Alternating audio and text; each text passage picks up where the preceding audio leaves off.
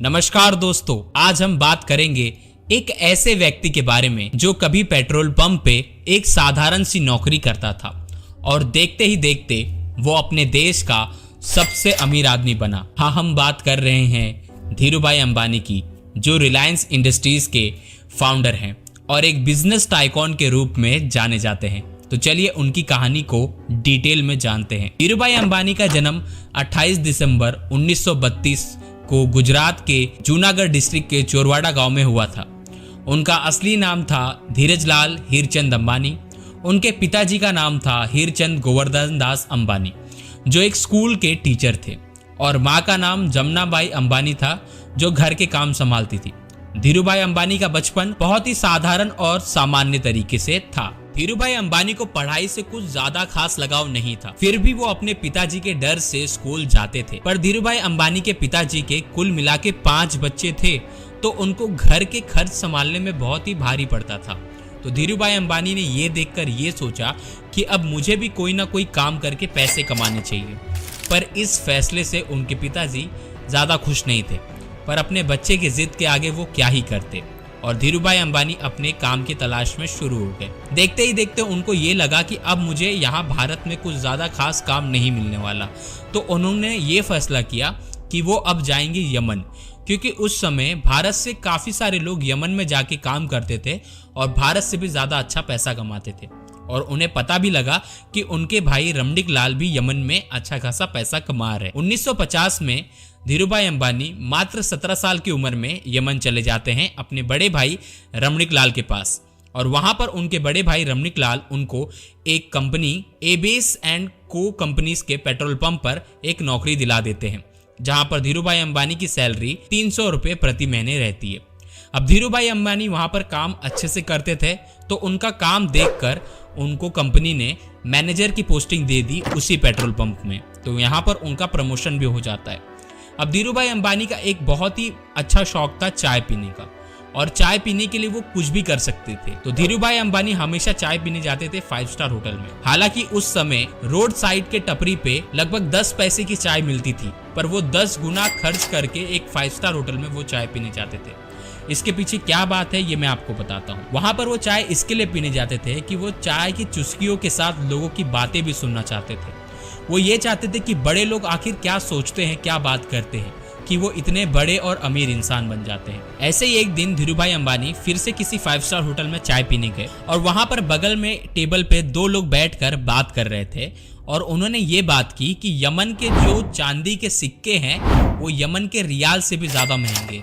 मतलब कि जो रियाल के सिक्के हैं उनसे ज्यादा महंगा वो कॉइन है जो चांदी का है। ये सुनते हुए वो सोचने लगे, और ये दोनों लोग खाली ये बात हंसी में कह रहे थे।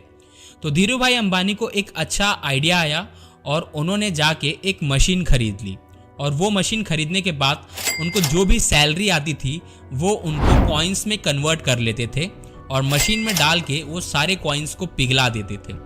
पिघलाने के बाद वो सारे चांदी को मार्केट में चांदी के भाव बेच देते थे और 10 गुना ज्यादा पैसा कमाते थे।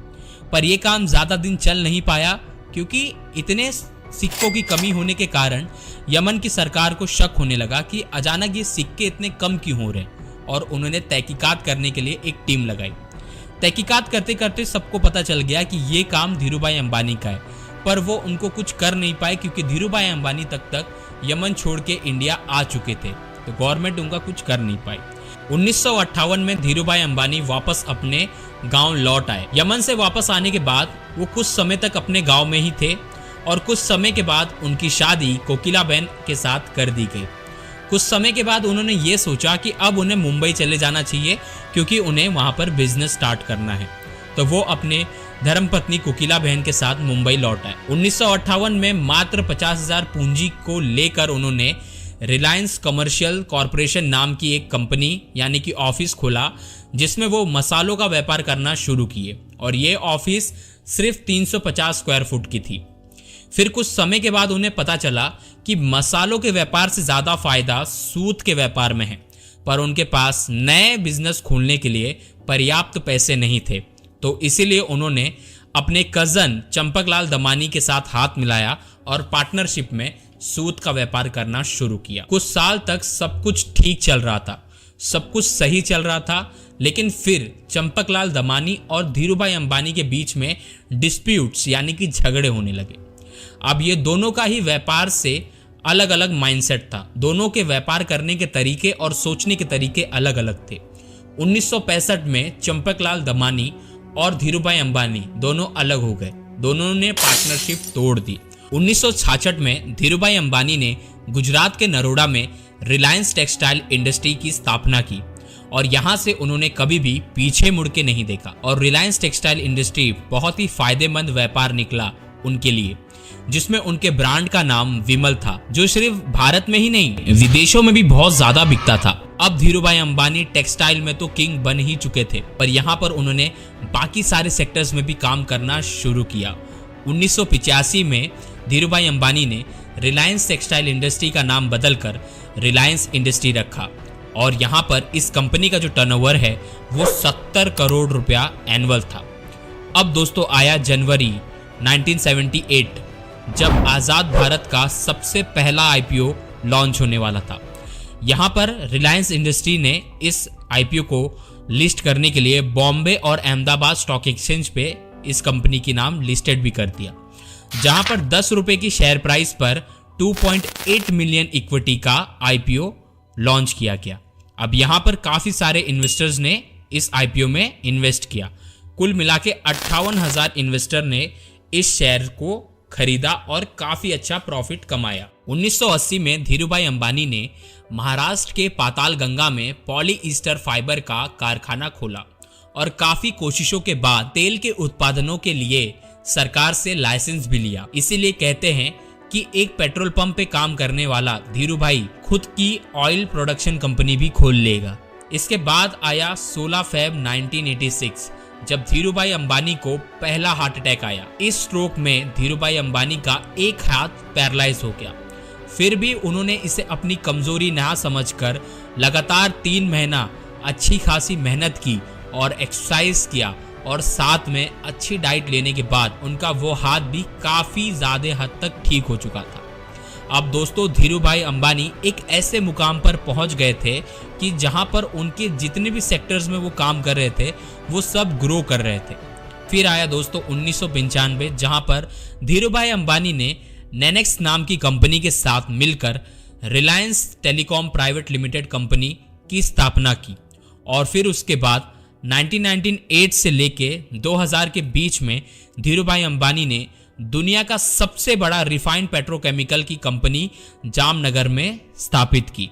इस समय तक धीरूभाई अंबानी हमारे देश के सबसे अमीर आदमी के लिस्ट में शामिल हो चुके थे और उन्हें बहुत सारे अवार्ड के साथ नवाजा जा चुका था। वो फोर्ब्स के लिस्ट में भी आना शुरू हो गए थे 500 कंपनीज में और साथ में उनको बिजनेस ऑफ द ईयर का भी अवार्ड मिल चुका था।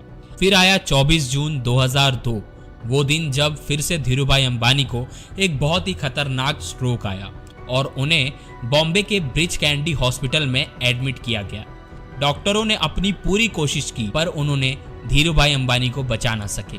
6 जून 2002, मात्र 59 साल की उम्र में धीरूभाई अंबानी हम सभी को छोड़ के जा चुके थे। धीरूभाई अंबानी अपनी करोड़ों की संपत्ति अपने दोनों बेटों को सौंप के जा चुके हैं। उनके डेथ तक उनकी जो संपत्ति थी, उनकी कंपनी का वैल्यूएशन 75,000 करोड़ था, 75,000 करोड़, और उन्हें फोर्ब्स के 500 कंपनियों में भी एक अच्छा खासा जगह मिल गया था।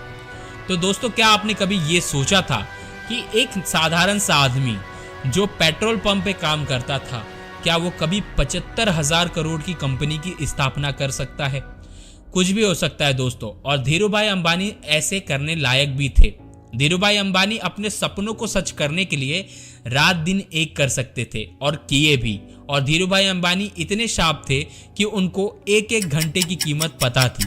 इसके लिए वो अपने एक एक घंटे को कहाँ इन्वेस्ट करना है, कहाँ काम करना है, ये सब वो तय करके रखते थे और 10 घंटा डेली वो काम करते थे। इसलिए वो आज इतना बड़ा साम्राज्य खड़ा कर पाए हैं। और इसमें सिर्फ धीरूभाई अंबानी का ही हाथ नहीं, उनकी पत्नी कोकिला बहन का भी हाथ है, क्योंकि शुरुआत से लेके अंत तक वो उनके साथ, चाहे वो स्ट्रगलिंग हो चाहे वो कुछ भी हो, पर उन्होंने उतना साथ दिया है। तो दोस्तों, अगर आपको ये वीडियो पसंद आया हो तो वीडियो को ज़रूर लाइक करिए, चैनल को सब्सक्राइब करके बेल नोटिफिकेशन को ऑन करिए। और जो हमारा नेक्स्ट वीडियो होगा वो होगा मुकेश अंबानी के ऊपर। हम बताएंगे कि कैसे उन्होंने अपने पिताजी के साम्राज्य को उससे 100 गुना दुगना बनाया है। तो ये वीडियो देखने के लिए आप मेरे चैनल को सब्सक्राइब करें और उसके बगल में आपको एक घंटी दिख रहा है, उसको प्लीज क्लिक करें। तो चलिए मिलते हैं नेक्स्ट वीडियो में।